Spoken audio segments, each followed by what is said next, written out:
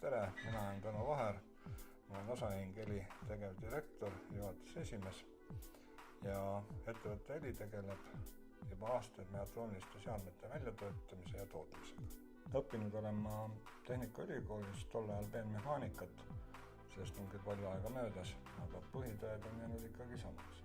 Tänapäeval on sellest välja kujunenud enam mitte peenmehaanika, vaid mehhatroonika, sest ei saa nad omavahel üksikult kumbki hakkama, ei mehaanika ilma elektroonikat ja elektroonika ilma mehaanikat.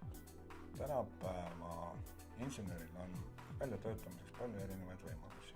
Viimastel aastatel on uus tehnoloogia, mis lubab inseneril visuaalselt, mitte enam virtuaalselt arvutusasja vaadata, puhtalt ka visuaalselt oma väljatöötatud vaadata on 3D printimine.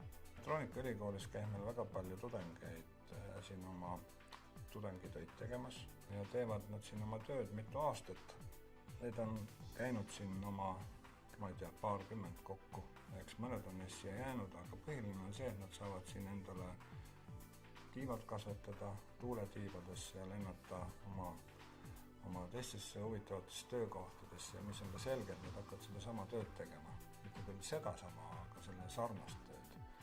Ja põhiline on see, et selle tööga nad ei jää kuskil jänni. Nad saavad alati leida endale sobiva töökoha, mis eeldib ka tema rahakotile.